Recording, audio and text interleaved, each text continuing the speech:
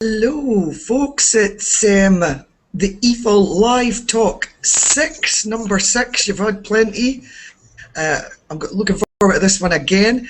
I have with me, you'll see it on your screens, Liz Curtis, who teaches social studies in the School of Education, sort of primary education students, and her research interests are in how people make a sense of place and time.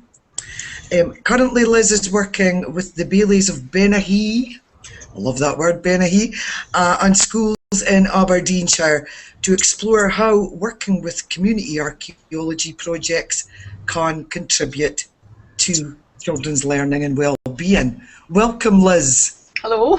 Hi. Tell us more.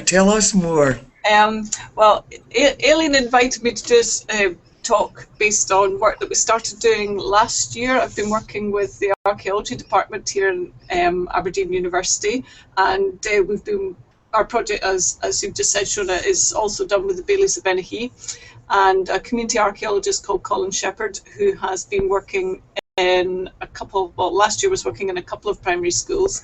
And as part of that project, I came along to work with them in their classrooms. So they were digging on a site nearby their school, and then they worked together to create an exhibition out of their work. So that's kind of the sort of background to what we were doing. So it really was, what's interested me is how the school and the children work alongside people, not just in their school, but the wider community, and also the place that archaeology has in giving children the opportunity to work with those wider community members, both to shape what they're learning and also to share what they have learned.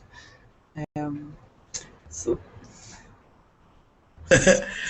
turning off my microphone, Liz, just so that it doesn't get feedback. So I think you've got some slides as well, is that right? Yes. So I've kind of broken my talk into sort of, I think in total I've got, let's see, 1, 2, 3, 4, 5, 6, 7, 8, 9. I've got about sort of 6 themes or so to talk about. One of the key features of what they were doing, if Aileen can move on to the next slide, if that's okay. Can Aileen hear me?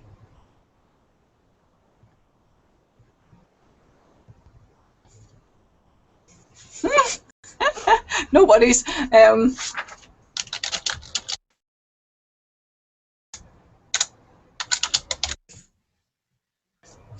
Anyway, when I get brilliant. When I'm looking in the wrong place, that's what it was. But one of the things that had really struck myself and the teacher that I was working with during the project, which we'd started this time last year, was the importance of children as decision makers. So, and this is one of the things that our community archaeologist was very keen on as well, so that when he was working with the class, it wasn't Colin's excavation, it was children's excavation. So they were very much involved in finding the site that they excavated in woodland near to their school. They were also involved in working with Colin to look at old maps and lots of information about farming in their local area before they started, so that they were sort of their shaped the work that they did. And then the second part, on the slide that you can see, there's a picture of a wee boy taking a camera. So we took a lot of photographs, and they decided what we photographed as much as anybody else did. So they were able to think about the process that they went through while they were learning.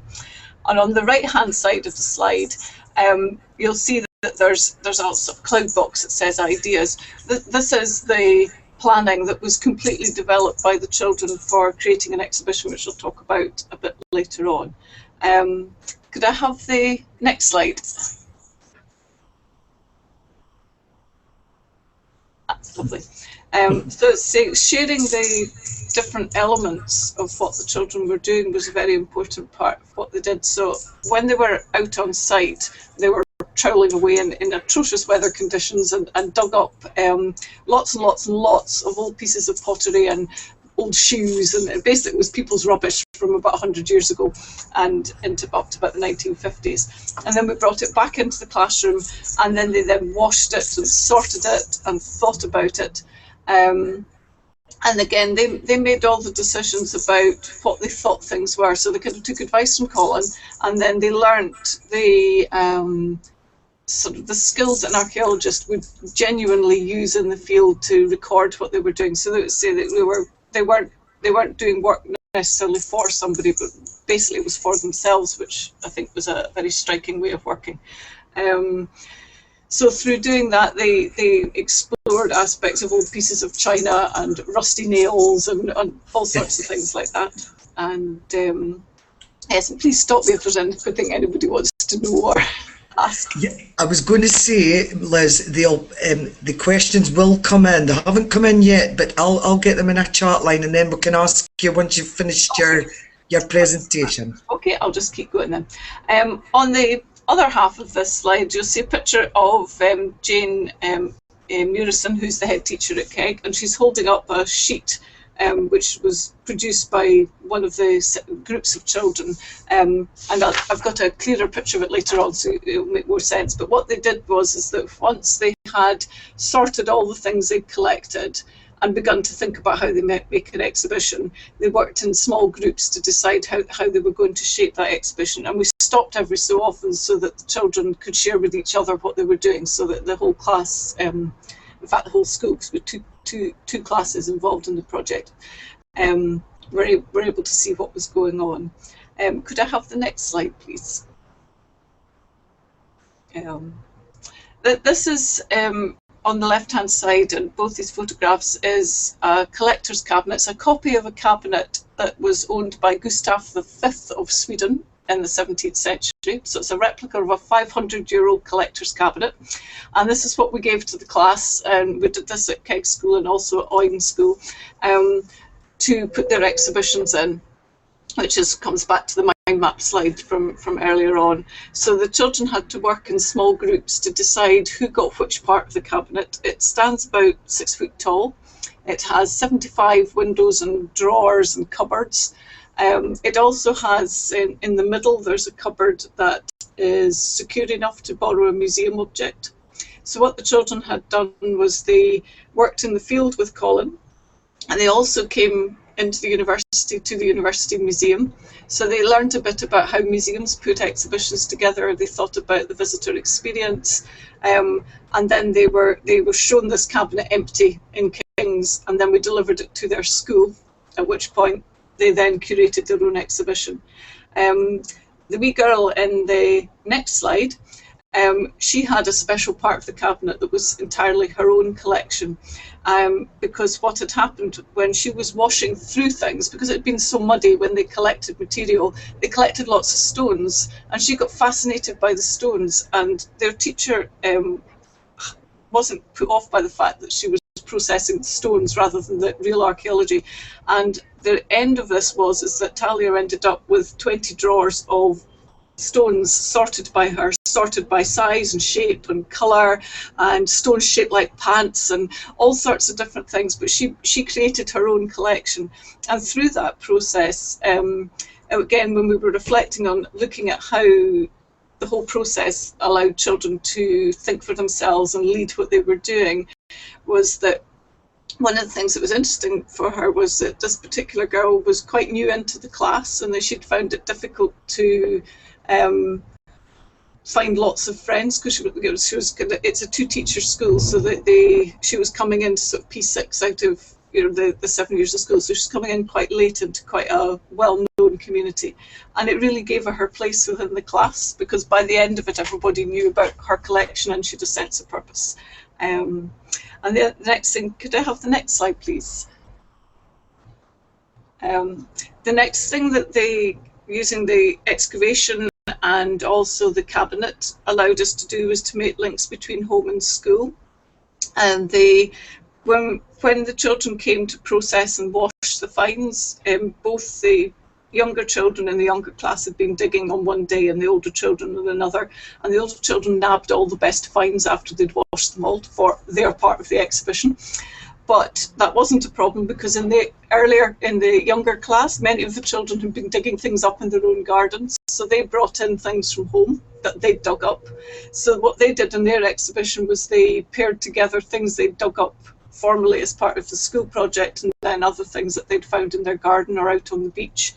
And it also gave them, again, a really good purpose for writing. So we got some amazing pieces of writing. Although you can't read it because of the way the light fell on the slide on the right-hand side, that great big text of writing was written by a wee boy who normally wouldn't want to write anything at all. But he came and told me the story of how he had found this giant lump of probably an old cream separating jug, plate, well, big bowl thing. And he was telling me all about how it felt to find this when he dug it up. It was really exciting, and they found the bits and cleaned them. And I said, well, that's really interesting. Maybe we'd like to have that in the exhibition. So he had run back to his table and wrote a great long story about how he'd collected it all. So again, it was an interesting way of looking at how that engagement with a wider community and thinking ahead to an exhibition that was going to be seen by others gave purpose to other kind of writing things, which can sometimes be quite a dull task for children who find that kind of thing challenging. Could I have the next slide, please?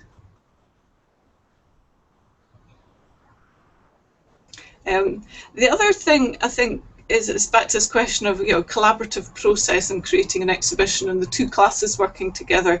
The whole way in which the school and the children had to work together to negotiate space by using the cabinet. So there was negotiation of space both while they were digging and having to work in small groups, and we rotated around the parts of the site that we knew had lots of things to find. So it was like a treasure bit. So they all got turns on that, so everybody had a chance of having the feeling of finding things. But then this other one was with the cabinet itself, was how children negotiated with one another where things would go and what that would look like. Meant that they had to problem solve and work together. Okay, and then the next slide, please. Okay, the image on the left-hand side as you're looking at, this is a copy of the piece of paper that the teacher was holding up earlier on. The children were really, really good at imagining themselves or imagining visitors coming to what would become their exhibition. And they were very clear that they didn't just want it to be drawers and drawers and drawers of stuff with labels.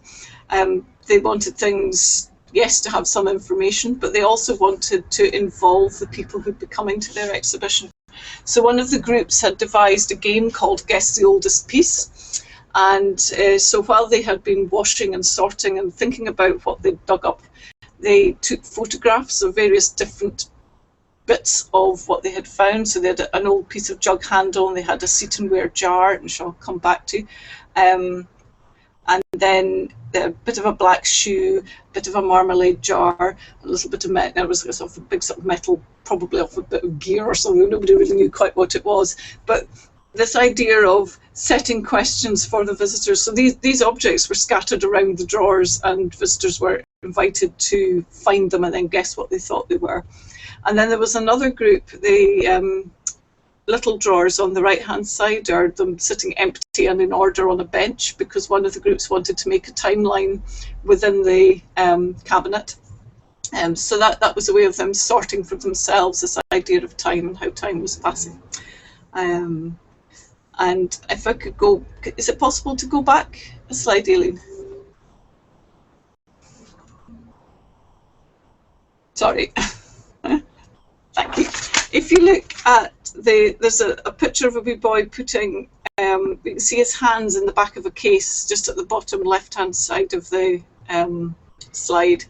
And in front of him are two jars. I don't know. Do you see them small? I'm just trying to work out what everyone's seeing. Yeah, they're very small. I don't know if is it possible to see it? So it's on the big screen momentarily.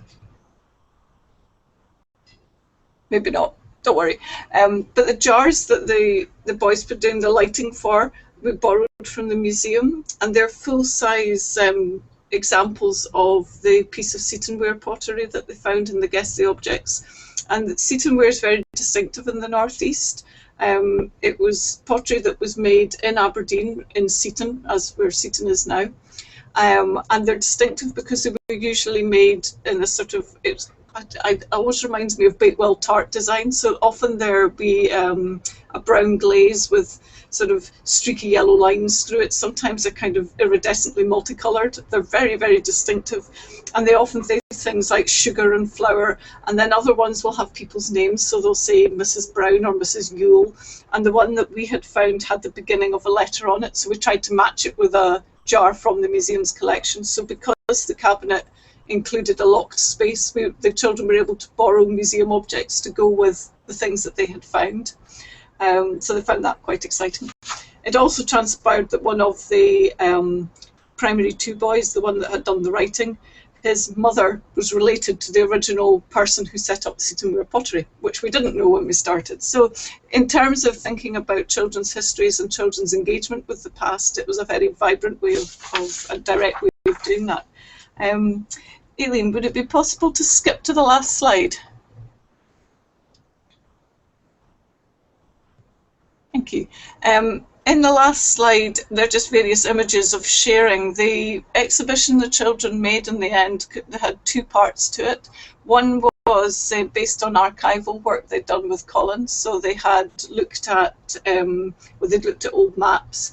They'd also looked at who had lived in their area at different times. They'd also worked out the quality of land from different kinds of documents.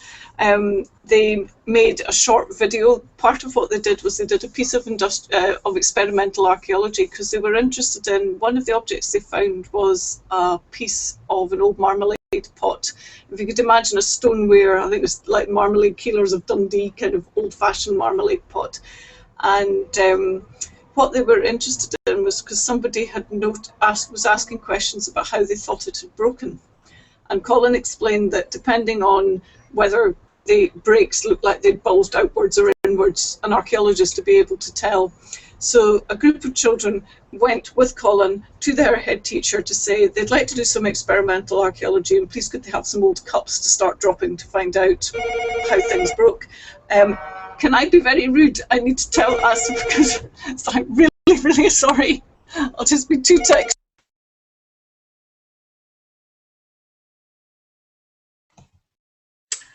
Hi folks, I think I started too early, so this is Liz Curtis, if you've just joined us. Hello, sorry about that. Embarrassing. I've lost the code for cancelling my phone.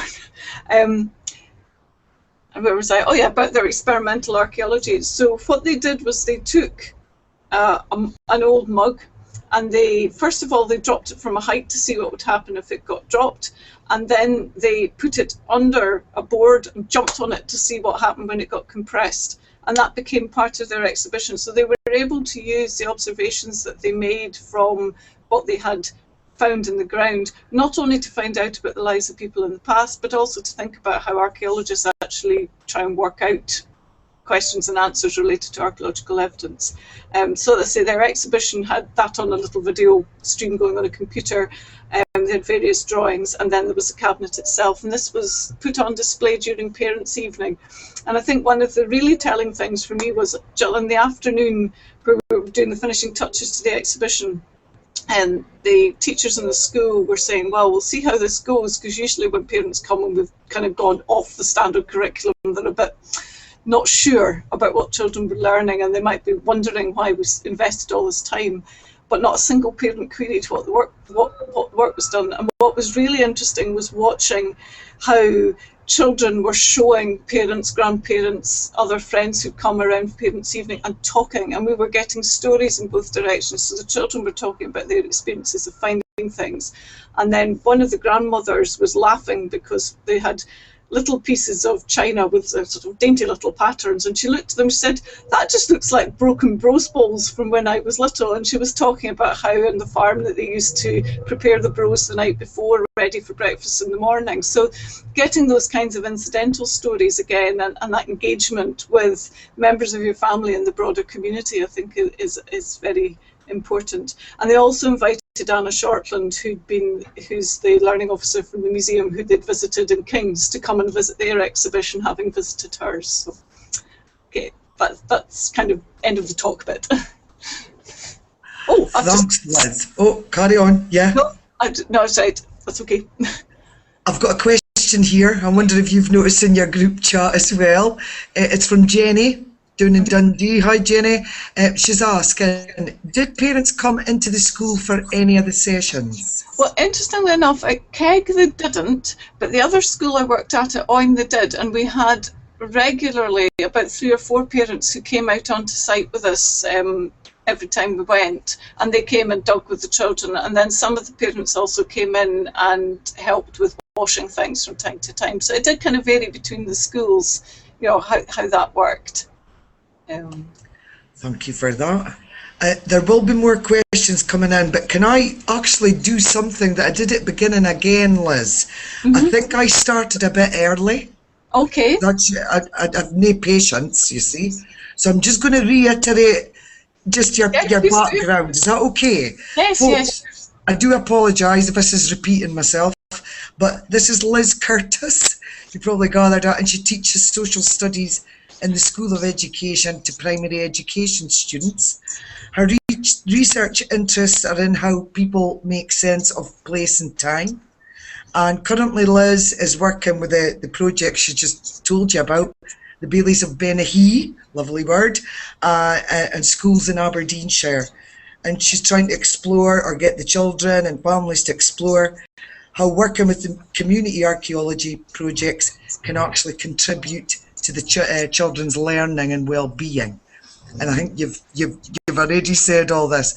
There's more questions, Liz. Hold on.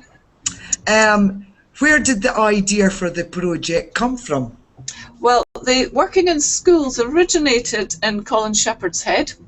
He's a community archaeologist, and he mostly works doing field work for the Forestry Commission, but he's absolutely passionate about working with communities, all sorts of different communities. And basically what happened was the university got funding to do public engagement work, and we were already involved with the Benahee Baileys. And because Colin had this idea, that's kind of how my involvement happened. And what happened was Colin actually just went to schools where he knew people and said, hello, I'm Colin, are you interested at all in working in archaeology? And 2 schools said, yes, please.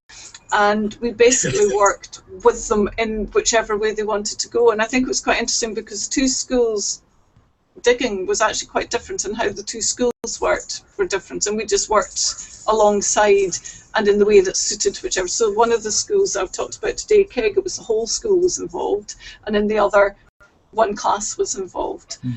So we did similar but different things. And likewise, when I did the cabinet, I did it in different ways with the 2 classes, because I just went with whichever way people wanted to work.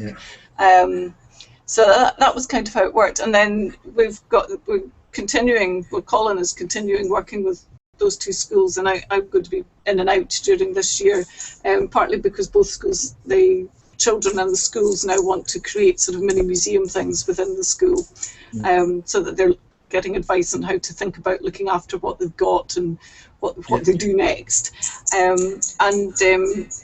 At the end of the project we did last year, we ran 3 CPD sessions for any teachers in the area who were interested in working outdoors and thinking about archaeology.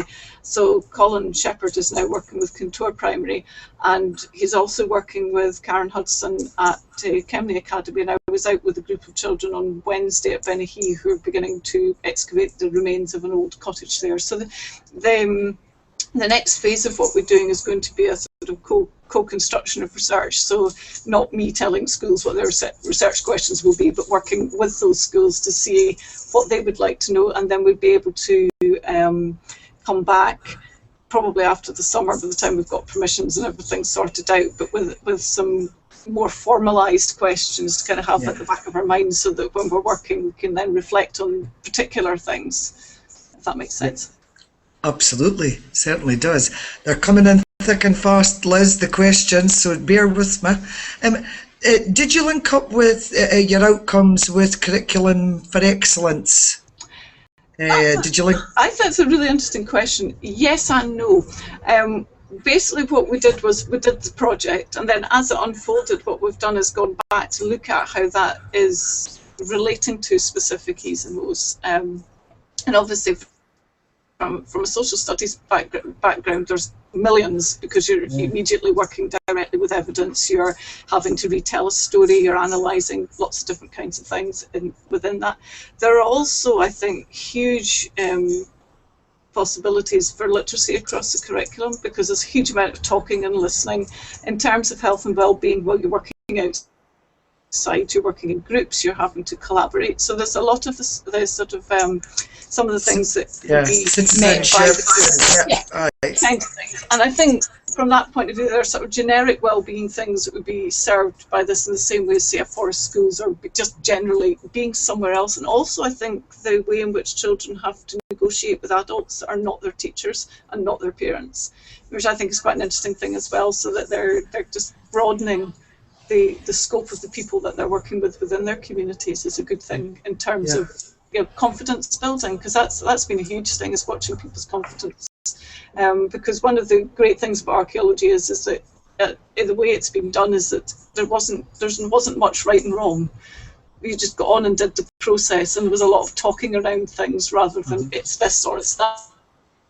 That's right and that's wrong. So it depends what the children find as well, is it? Really, on how the discussion will follow. There's another question.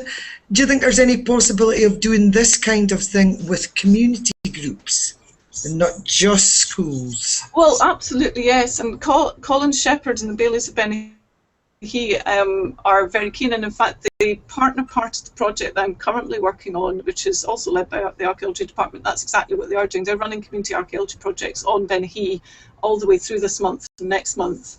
So if anybody was interested in that, do look at the Baileys of Benny website, because they'll be these, and they're definitely, that's what its whole idea is, to involve as many people as possible who are interested in many aspects. I mean, I've been working specifically with an archaeologist, but I have a colleague who's been doing work with oral histories. We have the idea of going and interviewing and talking to people who've lived and worked in the area. There's another group of people who've come into university to look at archives, who are interested in sort of historical documents. So there's quite a lot of scope, and it's good. Yes, lots of possibilities, all sorts of community groups. And likewise, the cabinet that we used, it's a museum here at the university, curates or owns that cabinet, but I mean the cabinet wasn't made specifically for schools, it was made for community, and just happens that schools where we've started. But I'm thinking for the city as well, for Aberdeen City, I can't speak for all the students because they're from all over Scotland, but I'm thinking of people possibly Colin, obviously, and some other people I know from the museums in Aberdeen City would be doing more of this type of thing. Yeah, absolutely. I think, and in the past, when the archaeology unit in Aberdeen was still functioning as the archaeology unit, and I know there's been some changes within that, but Ali Cameron did quite a lot of work with community involvement in the work that she was doing. Well, I've been down to the zoology building, I know, from our own sort of project, but there's a lot more there that we could be doing. And I love Benny, so maybe I'll have to give Colin a tinkle, I think. It sounds great, right, from sort of my project's point of view, and I'm sure the other students as well. I'm looking at some of the questions. Where are we? Did this? No, it was more the kids that sort of thought it up, or was it yourselves? It says here, did the school think it up? It was kind of you and Colin, was it? Well, Colin came up with a suggestion of working with him at all, and then after that, when we were looking at what the university could offer to Colin's project, we realised we had the cabinet. But the way the cabinet worked was definitely from what the children wanted to do, and we had very different exhibitions in both of them, partly dictated by what they excavated. So at Keg, it was like in Aladdin's cave because we hit an old midden, so it was just like masses of stuff. The children who were at Oins School, they had a slightly different digging arrangement. They were digging in the back of somebody's field near the school, so they made a series of pits that were just like a metre, well, less than about half a metre square, and then they dug down about, I don't know, about 10 centimetres of soil, which was put in a bucket, and then they riddled through it. And they were looking for pieces of medieval pottery because we knew that there was medieval settlement. But their entire finds fitted in the tiny drawers in the middle of the cabinet. So I had to work with children to think about what they wanted the rest of it. So they decided they wanted the rest of it to be about living in and around Oin and Benihee. So they just brought stuff from home. And so we had everything from things they picked up on walks to stuffed toys to people's medals. I mean, just things that were all about them. So they were different. So I think it's a kind of combination of the two. It's still time and place, is it really? Oh, absolutely. It's still time and place. Oh, yeah, they're coming in thick and fast. Where are we now? Has there been an increase, do you know, in visits to museums? It says usemeums, but I know that's a spelling mistake. I love it. Especially by families. Now that's an interesting question. I don't have an answer to that one. Okay. I don't know. So that might be something we might do in the future, is maybe find out a bit more about that. I know more anecdotally from work that the museum had done in the past, because the museum itself has a lot of schools that's come to it, that when they are more likely to get return visitors with children taking them back to a place they've already been. And I know from research I did on stone circles in the northeast, I left questionnaires at 6. One or two of the respondents said the reasons they were there is because their children had taken them because they'd gone either with brownies or guides or something else, so that the children themselves become, they have a good experience, they want to share that with other people. With their families. Brilliant. There's another question from Vicky.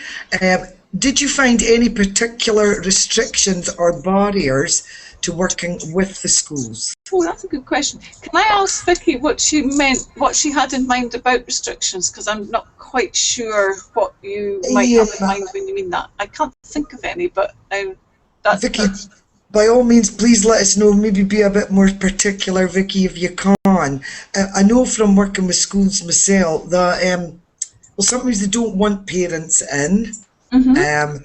Sometimes it's too much of a hassle to go out because there's risk assessments and various. So I know that would be particular barriers I could think of. Interestingly, in terms of answering that question, clearly the schools we worked in was not a problem at all because they had all said yes. So they're willing from the outset.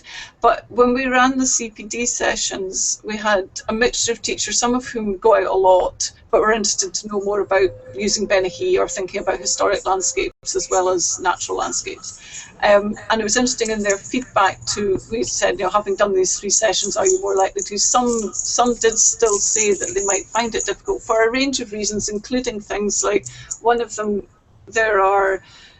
is restrictions on the estate that's near. There's a rural school, but apparently the estate has got security cameras, so they're not keen on going places where children might be on other people's security cameras. But I mean, that's an unusual thing, certainly within the primary sector, because is that me that's whistling?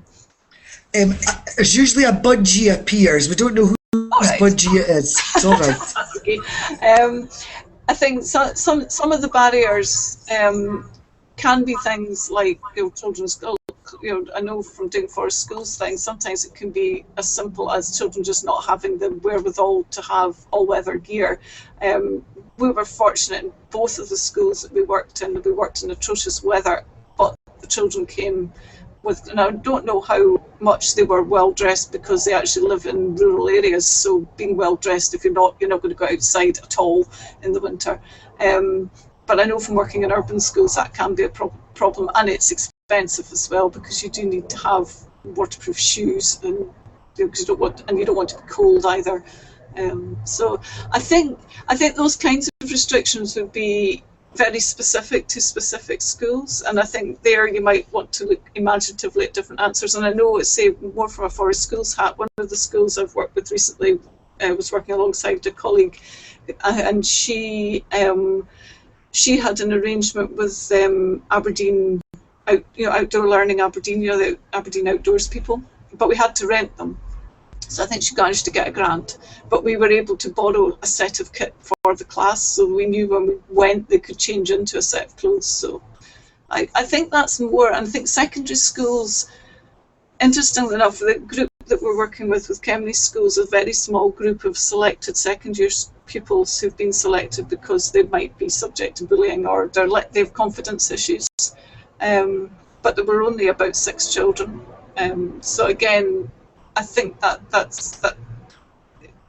is more of a barrier, and it's much, much harder. That said, there's a school, one of the teachers at Aboyne Academy have done huge amounts of work with local archaeology. So I think it really does vary a lot between schools and how they value working outside. Exactly. I mean, I think recently on telly, Liz, they've proven that it's very powerful learning outdoors and doing things. And like when I was a kid, I did like digging and making a mess and getting muddy. It's fun. Although weirdly, it's quite interesting. We got towards the end of the project last year. We had a lot of photographs, and we got children, just put them all around the room and just said, select, photograph you want to talk about. And I was sitting with one of the children out the younger class, and this girl, she was just looking at this picture of children digging and not writing or saying anything. I said, "You okay?" She went, she said, "I didn't actually like getting cold and wet." And I said, "Didn't you?" And she went, "No, I didn't." I said, "Well, why don't you write that down?" And I think for children it's important to understand that it's okay not to like being cold and wet and muddy. So I think there's a combination of the two, and I think just that recognition helps a lot. But I thought that was quite interesting. And here we go, they're coming in thick and fast. Here we go. The project seems to embrace curriculum for excellence, so I would imagine that most schools would welcome such a project. This is from Vicky. I just wondered if there was anything that would restrict other schools from doing a project, such as staffing. Sometimes that can be quoted as a barrier. I agree with Vicky there, that it's often is used. They don't want to go out. The schools will use that. I think staffing, and I think it's interesting you mentioned parental help as well, certainly in the primary school sector, depending on the size of your group. So again, a rural school that has a small class is going to find it much easier to go out just for ratio numbers than even a rural school with bigger numbers. And as I say, one of the schools we had really good parental help, and then the class size was such, by the time we had class teacher, myself and Colin, we had enough bodies to be out within the school. So that I think that it's a real issue. And also, I think you have to have teachers who are comfortable being outside. I think sometimes where it doesn't work very well is if teachers are made to feel they must if they're not comfortable. So I think that's quite an important thing.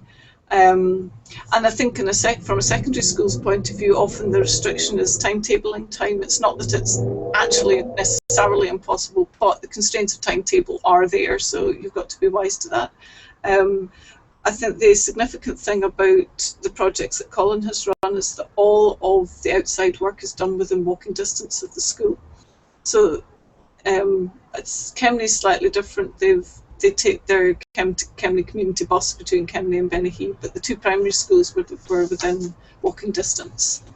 So they're literally on their doorsteps. On the doorstep, which would help, but it will help it, will it really? If you have to get a bus and then get them out there, it will make it more difficult. There's another question, Liz. Did you have a celebration of learning event at the end of your project? Our celebrations, the celebrations were in fact the exhibitions, because one school did their exhibition to coincide with the Jubilee weekend festivities. So it was in the midst of school sports and a village picnic and all sorts of things. It was a whole village event. And then the other was part of parents' evening, so it was very much both we used the exhibition as that celebratory event of looking at what they'd learned. So that was really how we did it. So it gave them something very positive to aim for at the end. Yeah, yeah. And that's the exhibition itself, as you say, is the celebration. It's showing off, but showing your work off. Yeah, absolutely. Okay, folks, keep the questions coming in. Liz is still here. They will be watching, and Liz, just to let you know, sometimes if people can't get to it this afternoon, they will later on, maybe in the evening or over the weekend. So you know, there might be more questions come in at a later stage. Oh, that's okay. I'm really interested. I'm not wanting you to tell it over YouTube, but I think I'd like to get in touch with your colleague, because I could see a possible family learning Aberdeen and a little arc. I'd love this. I'd really love it. So yeah, I'll be getting in touch with you definitely, and your colleague. Here we go. They're coming in. Where are we? Could you ask about the university's resources? Are there other things the university can offer community learning? In terms of resources, what was interesting for the university's involvement at all in the projects we've been doing is we've had funding from the Arts and Humanities Research Council. So we had specific funding to allow us to go and work directly with the schools. And I'm also working this year on a project, it's a follow-on funding stream, and we're supporting community histories projects across Scotland. So there were projects who put in for Heritage Lottery funding for all our stories, and my project funding is to support that. So I think in answer to the kinds of things that would be sustainable, and I think this is about sort of sustainability issues in terms of university support and community learning, is that if you're at all interested in community heritage kinds of things, is to keep your eyes open for things like the Heritage Lottery, because they've just had, I think February was the last time they did it, but they've had several goes at this, and the grants aren't huge, but they were designed so that they were designed so that universities would also put in for pot to support it, so that it's those kinds of projects where both people can work together, and it also means that we're planning together from the beginning. So I think that's kind of thing. And then the other things that would be normally available would be if you were wanting to do things with the university. I mean, you mentioned the Zoology Museum. King's Museum has an education service which is free to use, and likewise the library does too. So special collections and archives also have, and they're really keen to work with people. So that's basically that their role is entirely public engagement in that sense, and that comes with the cabinet too. So that they're sort of set up to do that. Do you think, Liz, that if we could get some research, you know, the question previous was, have you seen an increase in attendance, etc.? It'd probably be nice to know, or do some research as to just how it can engage people, so that they get involved in more museum, or going to the museum, whatever. Here we go, we've got more. Oh, here we are. Can you find broken pottery, etc., in most areas? Jenny asks. Well, I would say the answer is probably yes, and certainly in terms of, and I think maybe this comes with a sort of rider. If you're digging up your own gardens, you can dig them up pretty much to your heart's content. Be very wary. You shouldn't go around digging up anywhere. So you do need to get permission from landowners and people who have fields, or indeed other people's back gardens. It's usually again, particularly if you were looking at rural areas, if you're looking at fields, it's usually a good idea if you're talking to farmers, but also to contact the local archaeology service. So it would be really important that you spoke to the Aberdeenshire archaeologist, because or go through like Benihee, Bailey's of Benihee, because there are legal requirements when you're digging as well. That you can stumble into, and we should really want to. But the major thing is that the answer to, generally speaking, is certainly if you have older gardens. I'm not so sure in the city. We don't. I mean, occasionally we dig up bits of pottery. I live in the centre of Aberdeen, so occasionally we dig up bits of pottery, but not often. But certainly in rural areas, you'll quite quickly find, certainly in gardens where old middens have been. I'm The thinking other as one well. is, Sorry? the other one I was just thinking is beaches. If you're in a coastal area, and I say this because one of the children in the class,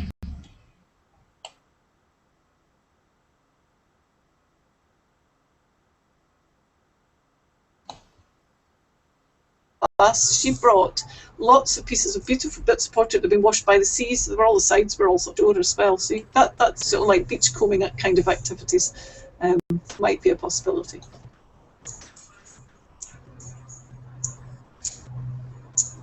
Yeah. Okay. Absolutely. Yeah, I'm just thinking I might get out in the garden tonight, actually, and do a bit of digging. We have got students, Liz, that are all over Scotland, so I would be an archaeology expert in each of these areas across Usually what Scotland, happens would you say? is your local authority, for a long while they were in planning departments. I would recommend either talking to your local museums, tend to know who their archaeologists. For Aberdeenshire, the Aberdeenshire archaeologist, whose name's just gone out of my head, somebody Mann, can't remember his first name, Bruce Mann, and he's based in Inverurie. No, or is he based in Woodhull House? But anyway, Bruce Mann's the Aberdeenshire archaeologist. But you can find that on if you put Aberdeenshire archaeology into a Google search. And I think Aberdeen manages Murray as well, and Angus. But most bigger local authorities like Glasgow and the authorities around there have got archaeology services. And I say it Yeah, does, they'll have their own. and I think particularly again if you're community learning based within a local authority, it's all the I mean it's important anyway, but it would be very, very useful for you to find out who those people are within your own authority, because it may be that there are things that you can team up with them to do. It might not work that way. It depends on the size of your authority, and it also depends on whether your authority archaeologists do much survey work. It varies a lot, because a lot is subcontracted to other people. Right. But certainly where I am, the Bailey's group is probably a good place to start. Yeah, thank you. Okay, folks. Well, Liz, don't I say, oh, here we go. As soon as I say there's no more quit, there they come. Yeah, probably about time to round up. Sorry, it wasn't in a question. It's just saying, please wind up, sure. We can't but thank you for coming on and sharing your project with us. Good luck to the kids. I'd love to see the exhibition, actually. I thank your colleague Colin as well for helping start it. And there may well be more contacts from people, to be honest, Liz, those that maybe haven't seen it live. But I know Aileen will keep us right. That's fine. She'll organise us. Oh, somebody's saying the cabinet looks amazing. It is. Yeah. Made by Tom Ironside out at Fingen, and it cost £10,000, and they got a grant to do it, so it was a big deal. So that had been a project for a very long time until they got a grant. Very nice cabinet. It is. Excellent. Liz, thank you very much. And to all that students here, thank you for joining us. I hope you are getting through and getting your assignment done. They'll be hating me for saying that, Liz. But you are going to finish it. You're doing well. I'll thank you, Liz. I can't say anything else. Thank you very much. Thank you for such lovely questions too. Thank you.